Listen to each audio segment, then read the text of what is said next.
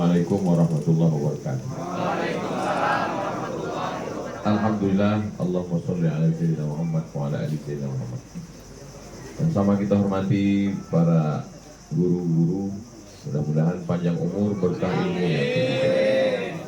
Pimpinan perusahaan beserta seluruh karyawan yang tidak dapat saya sebutkan, mudah-mudahan kita selalu istiqomah iman. Yang pertama, nikmat itu kita tidak syukuri kalau dia selalu ada. Kita putar keran, air mengalir, ada. Kapan baru terasa dia nikmat? Ketika kita putar keran, air mati, ketika petik stop kontak, listrik tidak hidup, ketika dia tidak ada baru terasa sebagai nikmat. Jadi punya pekerjaan di perusahaan itu bagi pegawai bukan sesuatu nikmat, karena setiap hari dia bekerja. Tapi bagi orang yang pernah melamar 10 kali nggak diterima, itu nikmat yang luar biasa. Jadi kita tidak perlu gagal untuk merasakan kegagalan. Cukup dengan mensyukuri nikmat yang sudah ada, punya pekerjaan, bisa memenuhi kebutuhan keluarga. Disitulah baru kita menjadi orang yang bersyukur. Maka kata Nabi SAW, liyatta'ikhidha ahadukum, hendaklah kamu punya bekal. Di antara bekalnya adalah qalban syakira, hati yang selalu bersyukur. Jadi ketika kita bangun pagi, kita ucapkan alhamdulillahilladzi ahyana ba'dama amatana wa ilaihin nusyur. Alhamdulillah, sekali lagi saya punya pekerjaan. Ketika itu ada semangat dalam diri kita, kita menghargai dan kita punya perasaan syukur kepada Allah, disitulah baru dia ada. Kalau tidak, pekerjaan yang menurut kita membosankan itu adalah pekerjaan yang dicari, yang dinanti-nanti oleh orang-orang yang selama ini memerlukan pekerjaan tapi belum dapat pekerjaan. Cobalah baca, cari di Google pengangguran di Indonesia, atau pencari kerja di Indonesia, atau lapangan kerja ketersediaannya dengan orang yang tidak mendapatkan pekerjaan. Itu sangat tidak berimbang. Beda dengan Jepang yang banyak peluang, justru kekurangan orang.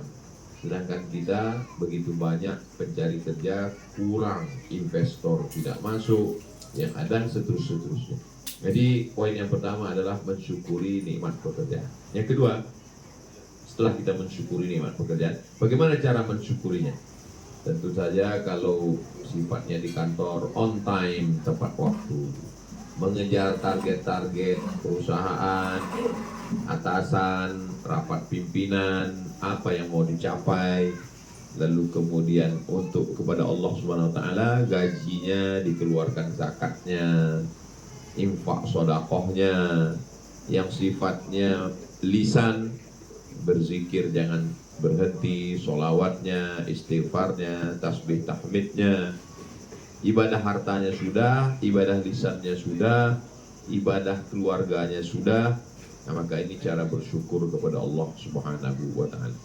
Poin yang ketiga, bahwa seorang laki-laki, pegawai, pekerja, karyawan, dia tidak hidup sendiri. Dia punya istri, dia punya anak. Jadi orang yang punya pekerjaan, sibuk dengan pekerjaannya, sampai kurang perhatian kepada istri dan anak adalah orang yang zalim, aniaya. Orang yang hubungan tidak baik dengan anak istri, berefek kepada pekerjaan di kantor, juga dia orang yang zalim. Kenapa? Karena dia digaji untuk bekerja. Sementara kalau gajinya dia ambil tidak bekerja dengan baik, maka ada muncul istilah makan gaji buta. Kenapa begitu? Karena dia tidak dibayar untuk tidak berkeringat. Makanya dalam hadis disebut utul ajira ajrahu qabla an yajif fa'araquhu. Berikanlah pegawai itu upahnya sebelum kering keringatnya. Apa makna di situ? Bahwa perusahaan menggaji on time, tapi juga kita disuruh berkeringat. Ada jerih payahnya, ada etos kerjanya, ada on time, tepat waktunya. Nah, kedisiplinan inilah yang diambil dari Jepang, dari Korea, dari Barat, para motivator menyelamatkan. Tapi Islam Motivasinya bukan sekedar gaji, bukan target, bukan dunia. Motivasinya adalah kalau kita amanah, dia bernilai amal soleh. Kalau kita berkhianat, dia akan menjadi beban di akhirat. Wa may yaghlul, siapa yang curang, ya'ti bima ghalla yaumal qiyamah, dia akan membawa kecurangannya nanti pada hari kiamat. Adil terhadap pekerjaan, adil juga terhadap orang yang di rumah, istri dan anak. Poin yang kelima, bahwa kita tidak sendirian. Ada pimpinan, ada atasan, ada bawahan, ada rekan sejawat. Maka ini juga kita jalin hubungan dengan baik. Bagi yang punya amanah pimpinan, itu juga tidak kekal abadi. Bagi yang bawahan, jangan merasa minder karena kita diciptakan dalam Islam ini sama. Hanya saja mungkin lebih tua usia, lebih banyak pengalaman. Inna khalaqnakum min dzakarin wa untha, kami ciptakan kamu dari laki-laki dan perempuan. Wa ja'alnakum syu'uban wa qabaila, kami jadikan kamu bersuku-suku, berbangsa-bangsa.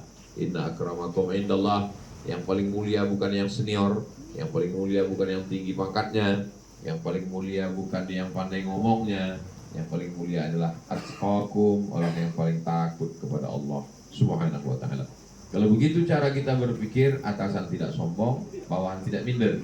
Kalau begitu cara kita berpikir, karyawan biasa tetap fokus dengan pekerjaannya. Karena kalau dalam hati itu ada rasa tidak nyaman, tertekan, berefek kepada pekerjaan, berefek pada etos kerja, dia sistemik, dia mengganggu yang lain-lain. Maka dalam Islam itu kita diajarkan ada prinsip persamaan egaliter.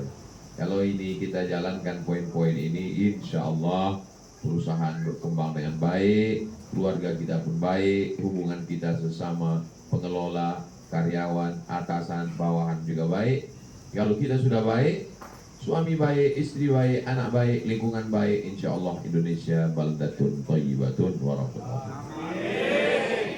Saya ucapkan tahniah, selamat yang sudah diberikan Allah SWT, nikmat kerja, nikmat harta, nikmat keluarga, nikmat persaudaraan.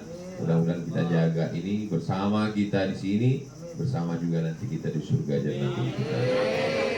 Terima kasih segala perhatian, mohon maaf segala kesilapan. Aku lu qauli hadza astaghfirullah li wa lakum. Wassalamualaikum warahmatullahi wabarakatuh. Terima kasih. Mari kita